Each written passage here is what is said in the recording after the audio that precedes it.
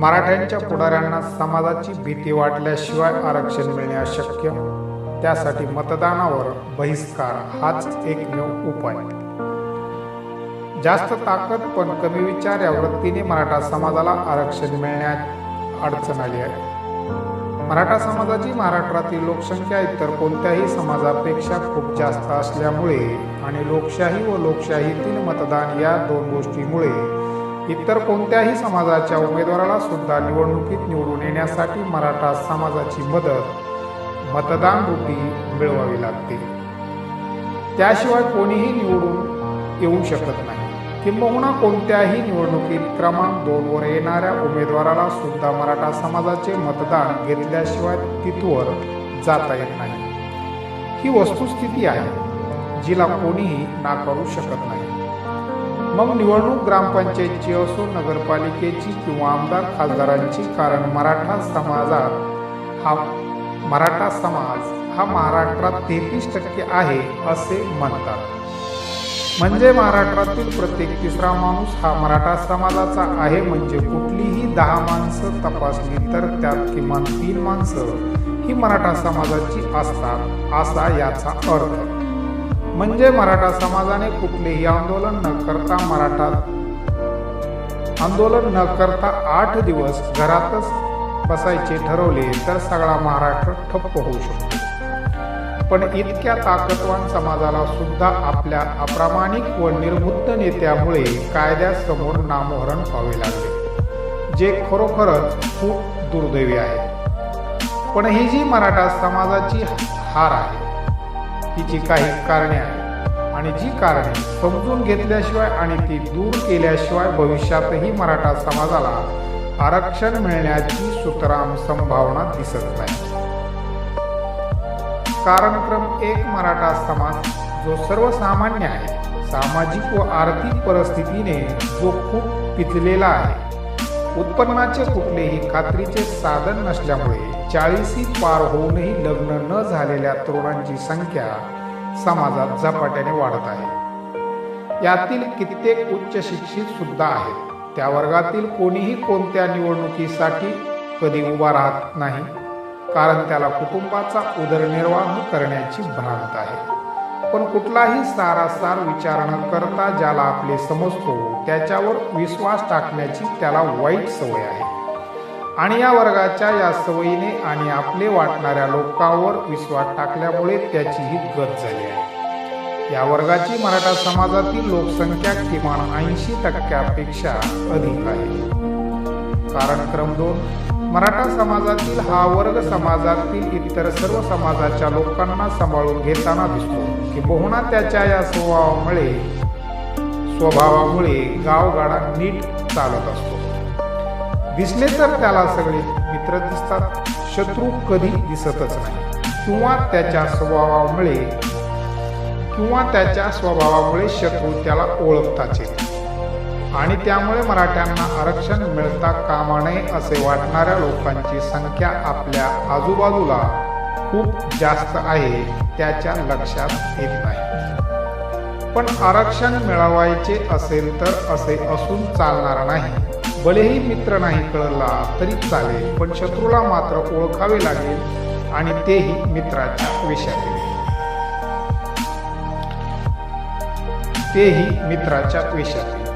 कारण क्रम 3, आजच्या परिस्थितीला कोण कारणीभूत आहे त्याचा चांगला अभ्यास करून भविष्यात विश्वास ठेवण्यासाठी योग्य नेतृत्व शोधावे लागेल. कारण आजपर्यंत समाजाने ज्यांच्यावर विश्वास दाखवला ते कसल्याही प्रकारचा कायद्याचा अभ्यास न करणारे नेते होते. शिवाय आरक्षण नाही मिळाले तरी त्यांचे कोणतेही नुकसान होणार नव्हते. किंबहुना या आंदोलनातून त्यांचे नेतृत्व मोठेच होणार होते, ज्यामुळे त्यांना समाजाच्या विपन्नावस्थेचे बिलकुल गांभीर्य नव्हते.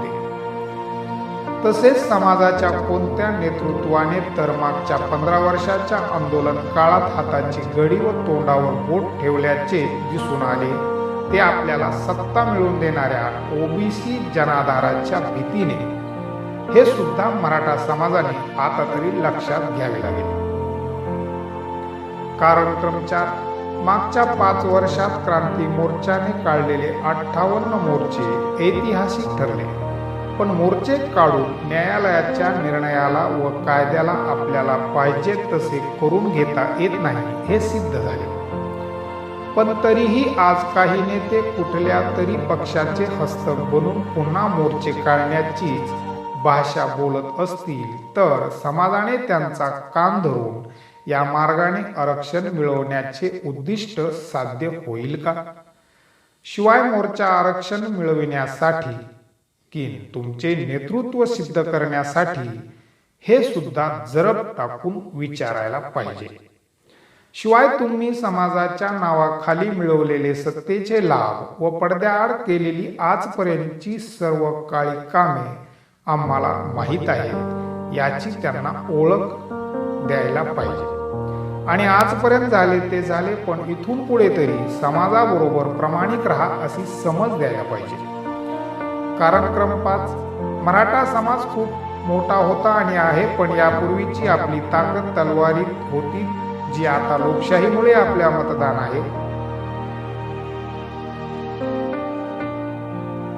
कारण क्रम 5, मराठा समाज खूप मोठा होता आणि आहे, पण यापूर्वीची आपली ताकद तलवारीत होती जी आता लोकशाहीमुळे आपल्या मतदानात आहे. कारण लोकशाहीत तलवार चालवली तर तुरुंगात बसावे लागेल, पण आपली मतदानातली खरी ताकद जर समाजाने ओळखली तर समाजाच्या जीवावर सत्ता सुंदरीचा उपभोग घेणाऱ्या मराठ्यांच्या सर्व पुढाऱ्यांना घरात बसावे लागेल. हे समाजाला समजून घ्यावे लागेल. कारण हा समाजाच्या भविष्याच्या दृष्टीने व महाराष्ट्राच्या सामाजिक शांतता, स्वास्थ्य व सौहार्दाच्या दृष्टीने खूप महत्त्वाचा मुद्दा आहे.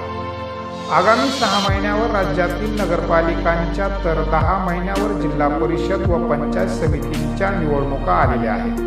या निवडणुकावर जर मराठा समाजाने राज्यभरात बहिष्कार टाकला आणि तो जर यशस्वी झाला तर काही गोष्टी सिद्ध होतील ज्या समाजाचा हुरूप वाढविणाऱ्या असतील आणि आरक्षण मिळवण्याकरता उपयोगी ठरतील. क्रम 1, मराठा समाज महाराष्ट्रात लोकसंख्येच्या प्रमाणात किती मोठा आहे हे दिसून येईल.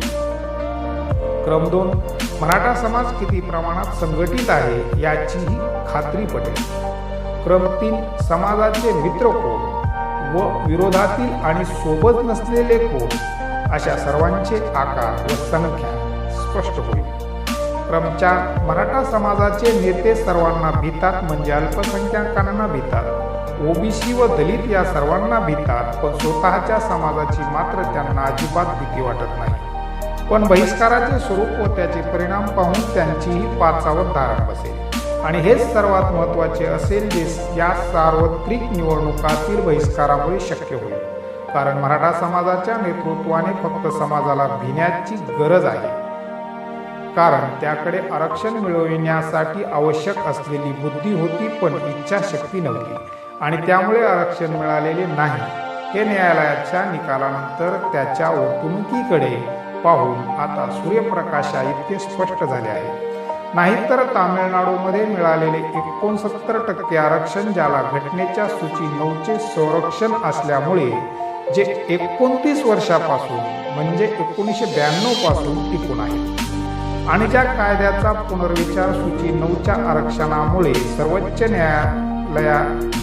न्यायालयालाही करता येत नाही, हे आरक्षण देणाऱ्या फडणवीस सरकारला व जाणते नेते शरद पवार, नारायण राणे या दिग्गज मराठा नेत्यांना माहीत नव्हते का? पण कोणी कधी याचा उल्लेख केला का? नाही केला. कारण आरक्षण मिळण्या न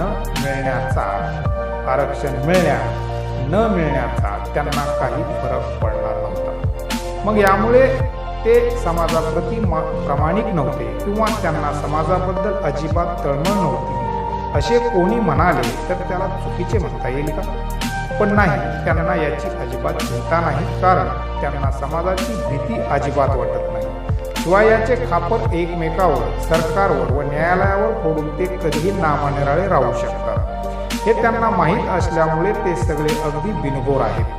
हे समाजाने लक्षात घ्यावे लागेल. आणि शेवटी लोकशाहीच्या या संघराज्य पद्धतीमध्ये घटनात्मक पदावरील मुख्यमंत्र्याला काही विशेष अधिकार असतात की नाही की हे पद सुद्धा कायदे बनवणाऱ्या विधिमंडळातील शोभेचे पद आहे का, याचाही एक वेळेस सोक्षमोक्ष व्हावा लागेल. आणि तो याही वेळी झाला असता. पण मराठ्यांना आरक्षण मिळणे खूप गरजेचे आहे असे तळमळीने वाटणारा व अभ्यास करून काम करणारा कोणी नेताच मराठा समाजाला उपलब्ध नव्हता.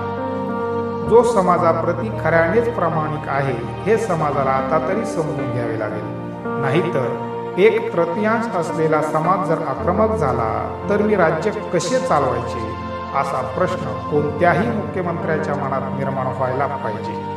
पण कुठल्याही मुख्यमंत्र्याच्या मनात आजपर्यंत तो कधी निर्माण झाला नाही म्हणजे त्याला मराठा नेतृत्वाचे संरक्षण आहे असेच म्हणावे लागेल.